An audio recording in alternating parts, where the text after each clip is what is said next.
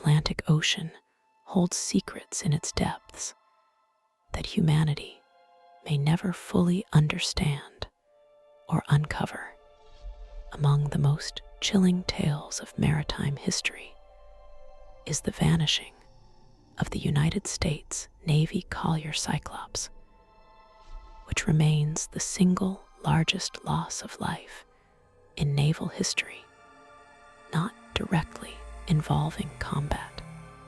It was the spring of 1918, and the world was embroiled in the chaos of the Great War. This massive collier ship was a beast of steel and steam, designed to carry fuel to the fighting fleets. Yet despite its size and strength, the vessel simply ceased to exist. There were no bodies recovered and no debris field found. It was as if a hole opened in the water and swallowed the ship whole, leaving nothing behind. The mystery of the Cyclops is not merely about a sinking ship, but about the terrifying silence that followed its disappearance. 306 souls were on board, ranging from seasoned naval officers to young sailors seeing the world for the first time. They sailed into the history books, not for a glorious battle, but for vanishing without a trace. The area where they disappeared would later become infamous as the Bermuda Triangle, and the Cyclops is often cited as one of its first major victims. The lack of a distress call suggests that whatever happened struck with sudden and catastrophic violence, preventing the radio operators from sending even a simple SOS signal into the ether. To understand the magnitude of this loss, one must look back at the sheer scale of the vessel itself. The Cyclops was a Proteus-class collier stretching over 500 feet in length and displacing 19,000 tons. It was a floating mountain of steel capable of hauling vast quantities of coal and ore. Launching in 1910, it served the fleet for several years before the United States entered the global conflict. By 1918, it was assigned to the Naval Overseas Transportation Service. It was a workhorse of the sea, unglamorous but essential.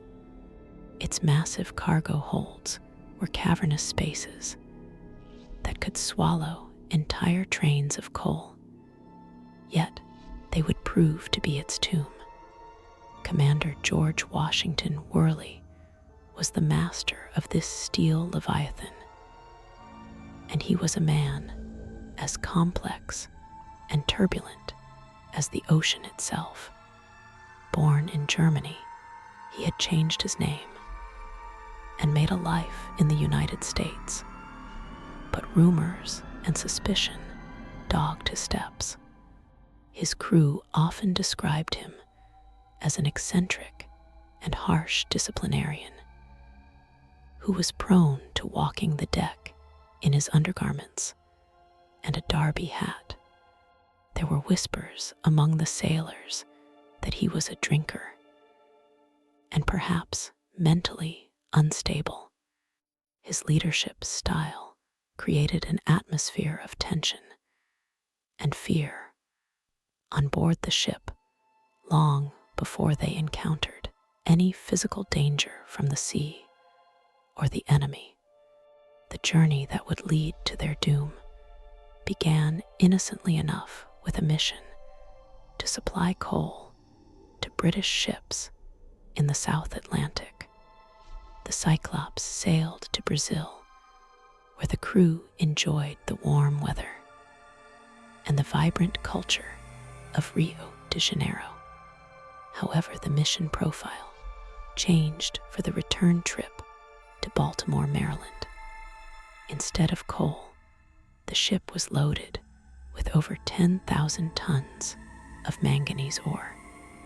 This material was much denser than coal and required a different distribution of weight within the hull. The crew labored under the hot sun to load the heavy rocks, unaware that this cargo might be the catalyst for their destruction. Loading manganese ore presented a unique engineering challenge that the officers may have underestimated in their haste to support the war effort. Because the ore was so heavy, the holds could not be filled to the brim without overloading the ship. This meant the cargo sat lower in the vessel, which could affect the way the ship rolled in heavy seas. If the ore shifted during a storm, it could capsize the vessel in seconds.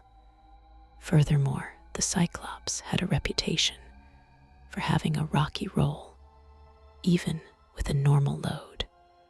With this dense, dead weight in her belly, the ship was transformed into a precarious balancing act upon the unpredictable waves. Before leaving Rio de Janeiro, another complication arose that added to the ominous nature of the voyage. The United States Consul General in Rio, named Gottschalk, boarded the Cyclops as a passenger seeking passage home to the United States. He was a man of status and influence, but his presence meant that a high-profile civilian was now among the potential casualties. Commander Worley also reported issues with the starboard engine. The cylinder had cracked, and the engine was not operating at full efficiency.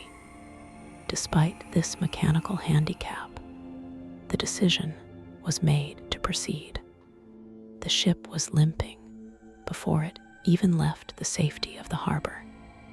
The voyage north was plagued by an atmosphere of unease that permeated the steel corridors of the ship. Commander Worley became increasingly erratic and paranoid, accusing officers of plotting against him. He was known to carry a pistol, and his behavior alienated him from the crew. The ship stopped briefly in Barbados on the 3rd of March, 1918, to resupply coal for the bunkers.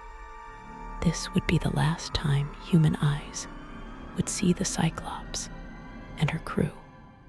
The harbor master in Bridgetown noted that the ship seemed overloaded, with the waterline submerged deeper than what was considered safe for a vessel of her class. While docked in the azure waters of Barbados, the tension on board was palpable to anyone who looked closely. Other ships were in the harbor, including the British vessel Vestris. Officers from the Cyclops visited the Vestris and reportedly complained about Commander Worley and his erratic command style. They spoke of an unhappy ship where morale was sinking as fast as the heavy ore weighed them down. There were even rumors of a potential mutiny brewing below decks, although these were never substantiated. It was a powder keg of human emotion, floating on a calm sea, waiting for a spark. On the 4th of March, the Cyclops weighed anchor and steamed out of Bridgetown Harbor, heading northwest toward Baltimore. The weather was fair, and the seas were relatively calm, giving no indication of the horror that awaited them. As the ship moved away from the safety of land, it entered the open Atlantic. The route would take them through the area that would later be dubbed the Bermuda Triangle. It is a region of the ocean where the currents are strong, and the weather can turn violent with little warning. The Cyclops was sailing into a trap set by nature and circumstance. For the first few days of the voyage, the routine of the ship likely continued as normal despite the mechanical issues. The crew would have been busy maintaining the single working engine and monitoring the heavy cargo in the holds. However, the ocean is a dynamic environment, and conditions can change rapidly. Meteorological records from that week suggest that storms were brewing in the region. A sudden drop in barometric pressure would have been the first warning sign to the bridge crew. The sky would have turned a bruised purple, and the wind would have begun to howl through the rigging. As the weather deteriorated, the true danger of the manganese ore would have become terrifyingly apparent to the seasoned sailors. The ship, with its compromised engine, lacked the power to effectively maneuver against high waves. If a storm struck, the Cyclops would be sluggish and slow to respond. The heavy cargo low in the hull would cause the ship to snap back violently from a roll, putting immense strain on the structural integrity of the vessel. The steel plates and rivets that held the ship together were about to be tested beyond their breaking point by the merciless power of the Atlantic. Imagine the scene as night fell and the storm intensified around the lone ship. The waves would have grown into towering walls of black water, crashing over the bow and swamping the decks. The wind would scream like a banshee, tearing at anything not lashed down. Inside the ship, the noise would have been deafening. The groaning of the steel ribs and the thunder of the waves against the hull would drown out shouted orders. Commander Worley likely stood on the bridge, staring into the abyss, fighting to keep his ship headed into the waves. The first sign of the end may have been a sickening sound that was felt more than heard, a loud metallic crack echoing through the superstructure as the hull gave way under the strain. The Cyclops was a long ship, and with heavy weight concentrated in certain areas, the stress on the keel would have been immense. In rough seas, the ship would flex and bend. Naval architects later theorized that the structural failure occurred amidships, causing the vessel to break in two. If this happened, the end would have been instantaneous and catastrophic. Panic would have erupted instantly as the lights flickered and died, plunging the crew into absolute darkness. The roar of rushing water would have filled the corridors as the ocean invaded the sanctuary of the ship. Men sleeping in their bunks would have been thrown against bulkheads or trapped as the ship listed violently. There would be no time to launch lifeboats or distribute life vests. The sheer weight of the manganese ore would drag the broken sections of the ship down to the crushing depths with terrifying speed. In the radio room, the operators would have frantically tried to send a distress signal. They would have tapped out the SOS code, hoping that anyone, would hear their plea. But the antennas may have already been snapped by the wind, or the power generators failed before a message could be transmitted. The silence that followed was not due to negligence, but due to the speed of the disaster. The Cyclops was silenced before she could scream. The ocean simply reached up and pulled the massive vessel under the surface. There is another theory that haunts the legacy of the Cyclops, involving the enemy during the Great War. Some believed that a German submarine or raider had spotted the collier and launched a torpedo. Commander Worley was of German descent, and paranoia ran high during the war, leading to wild theories that he had handed the ship over to the enemy. However, German naval records examined after the war showed no submarines in that area at that time. The enemy was not a U-boat, but the sea itself, which cares nothing for flags or nations. Another chilling possibility involves a phenomenon known as a rogue wave. These are freak waves that can reach heights of nearly 100 feet, appearing out of nowhere in otherwise manageable seas. If the Cyclops encountered such a monster, the ship would have been buried under thousands of tons of water instantly. The bridge would have been crushed, and the vessel driven under before it could recover buoyancy. In the darkness of the night, a rogue wave would be invisible until it was crashing down upon them like the hand of God. Let us consider the chemical nature of the cargo, which presents a more insidious danger. Manganese ore can give off explosive gases if it is not ventilated properly. If a pocket of gas had built up in the holds, a simple spark could have ignited a massive explosion. The blast would have blown the bottom out of the ship, causing it to sink in minutes. This theory explains the lack of debris, as the ship would have imploded and been sucked down rapidly. The crew would have been incinerated or drowned before they understood what happened.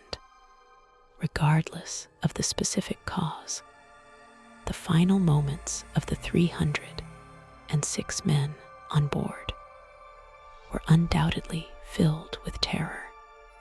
The transition from a functioning naval vessel to a sinking tomb happened in the blink of an eye. The cold Atlantic water rushed in filling lungs and dragging bodies down into the abyss. There were no survivors to cling to wreckage and tell the story.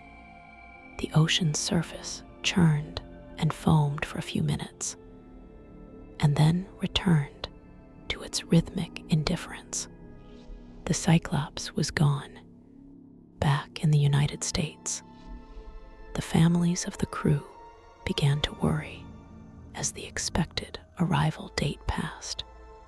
The ship was due in Baltimore on the 13th of March, but the horizon remained empty. At first, the Navy assumed the ship was merely delayed by engine trouble or bad weather. But as days turned into weeks, the hope began to fade. The silence from the Cyclops became a loud and ominous presence in the halls of the Navy Department. Search vessels were dispatched to scour the route, but they found nothing but open water. The search for the Cyclops was one of the most extensive in naval history up to that point. destroyers and cruisers crisscrossed the Atlantic, scanning the waves for any sign of life. They looked for oil slicks, floating debris, or lifeboats. They found absolutely nothing. It was as if the ship had sailed off the edge of the world. The complete lack of physical evidence is what makes the disappearance so baffling. Even ships that blow up or break apart usually leave some flotsam on the surface. On the 1st of June, 1918, the Navy Department officially declared the Cyclops lost with all hands. The Assistant Secretary of the Navy, Franklin Delano Roosevelt, famously said that God and the sea alone knew what happened to the great ship. The announcement sent a wave of grief across the nation. Hundreds of families were left without answers and without bodies to bury. The loss was magnified by the lack of closure. Without a wreck or a cause, the families could only imagine the worst. The disappearance sparked a century of speculation and conspiracy theories. The legend of the Bermuda Triangle gained significant traction because of the Cyclops. Writers and mystery enthusiasts pointed to the location and the suddenness of the event as proof of supernatural forces. They spoke of magnetic anomalies, alien abductions, and portals to other dimensions. While these stories captured the public imagination, they offered little comfort to the bereaved families who wanted truth, not fantasy. Some historians revisited the character of Captain Worley, suggesting that his unstable behavior led to the disaster. Had he driven the ship into a storm recklessly? Had he suffered a mental breakdown and endangered the vessel? The crew had nicknamed him the Damn Dutchman, and his reputation was far from stellar. Yet blaming one man without evidence is difficult. Even a competent captain can be bested by the fury of the ocean or a structural failure that was invisible to the naked eye. In the decades that followed, the United States Navy continued to lose other ships in the same region, adding to the mystique. The sister ships of the Cyclops, the Proteus and the Nereus, also disappeared in the Atlantic during World War II under similar mysterious circumstances. They were also carrying heavy ore and vanished without a trace. This pattern suggests that the design of the Proteus-class colliers may have been fundamentally flawed, structurally weak, and prone to catastrophic failure when overloaded. Modern technology has allowed deep-sea explorers to search for the wreck of the Cyclops, but the ocean is vast and deep. The exact location of the sinking is unknown, making a targeted search nearly impossible. The final resting place of the ship could be anywhere along a specific corridor of the Atlantic. Until the wreck is found, the theories will continue to swirl. The steel bones of the Cyclops lie somewhere in the darkness, perhaps preserving the final secrets of the crew within its rusted hull. The story of the Cyclops serves as a grim reminder of the power of nature and the fragility of human engineering. We build massive machines of steel and fire, believing we have conquered the elements. But the ocean always retains the upper hand. It is a wild and untamable force that can erase our greatest creations in a heartbeat. The sailors who boarded the Cyclops believed in the safety of their ship, but their faith was misplaced against the indifference of the sea. For the families of the lost, the lack of a grave site is a lingering wound. There is no headstone to visit, no place to lay flowers. The Atlantic Ocean itself is their cemetery. Every wave that rolls onto the shores of the eastern United States carries the memory of those 306 men. They are part of the vast legion of sailors who have gone down to the sea in ships and never returned. Their voices are silenced, but their story continues to echo through time. Psychologically, the disappearance of the Cyclops taps into a primal human fear, the fear of vanishing, the fear of being erased from existence without a chance to say goodbye. It is the ultimate loss of control. One moment, you are living, breathing, and working, and the next you are simply gone. This existential dread is what keeps the story alive. It is not just a ghost story about a ship. It is a story about the fragility of existence itself. Even today, naval historians and scientists debate the fate of the Cyclops. Computer models have been run to simulate the effects of the heavy ore and the structural weakness of the hull. These simulations confirm that the ship was dangerously vulnerable to structural failure in heavy seas. The science points to a tragedy of physics and engineering rather than supernatural forces. Yet the cold, hard facts cannot entirely dispel the eerie atmosphere that surrounds the case. The legend has also been fueled by reported sightings of the ghost ship in the years following the disappearance. Sailors on other vessels have claimed to see the silhouette of a massive collier in the fog, only for it to vanish when they approached. These phantom sightings are likely tricks of the light or misidentifications, but they speak to the hold the Cyclops has on the maritime collective unconscious. The ship has become a specter that haunts the shipping lanes of the Atlantic. We must also consider the role of the environment. In 1918, there was no satellite, weather tracking, no GPS, and no advanced radar.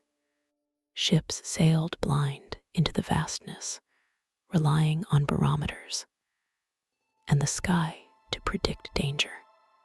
When the Cyclops left Barbados, it sailed into a void of information. They were alone in a way that modern sailors can scarcely imagine. The isolation of the open ocean in that era was absolute and terrifying. The United States Navy learned valuable lessons from the loss of the Cyclops. Changes were made to the way cargo was loaded, and the structural design of future ships was improved. The tragedy forced a reevaluation of maritime safety protocols. In this way, the death of the crew was not entirely in vain. Their sacrifice helped to make the seas safer for the generations of sailors that followed them. Although this is small comfort to the dead, As we look back a century later, the Cyclops remains the ultimate cold case of the sea.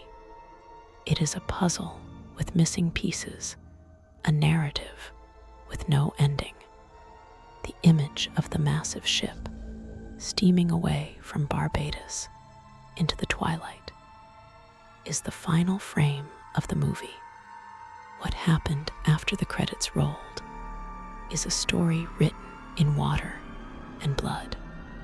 The darkness of the Atlantic keeps its counsel and refuses to give up the dead. Imagine the ocean floor where the wreckage likely sits. It would be a place of eternal night, crushed by immense pressure. The hull would be twisted and broken, colonized by deep sea life. The personal effects of the crew, the letters, home, the photographs of loved ones, would have long since disintegrated. All that remains is the steel skeleton, a monument to the mystery. It waits in the dark, silent and imposing. The Cyclops is more than a historical footnote. It is a symbol of the unknown. It represents the boundaries of human knowledge and the terrifying reality that some things simply cannot be explained. In an age of information, where every answer is at our fingertips, the Cyclops defies us. It demands that we accept the mystery. It forces us to confront the limits of our understanding and the enduring power of the wild. Ultimately, the story of the USS Cyclops is a ghost story in the truest sense. It is not about sheets and chains, but about the haunting presence of absence. It is about the empty chair at the dinner table, the unread letter, and the father who never came home. The ghosts of the Cyclops are the memories of the men who were lost. They linger in the history books and in the folklore of the sea, refusing to fade away. So the next time you look out at the ocean, remember the Cyclops. Remember the 306 souls who vanished into the blue. Remember the massive steel ship that was humbled by the waves. The sea looks calm and inviting from the shore, but it hides a graveyard in its depths. The Cyclops is down there somewhere, resting in the deep, waiting for a discovery that may never come. The lingering dread of the story comes from the realization that it could happen again. Despite our technology and our arrogance, we are still at the mercy of the elements. The ocean is vast, and we are small. The Cyclops serves as an eternal warning from the past. Do not underestimate the deep. Do not take your safety for granted, for in the blink of an eye, the sea can claim its due and leave nothing but a century of questions.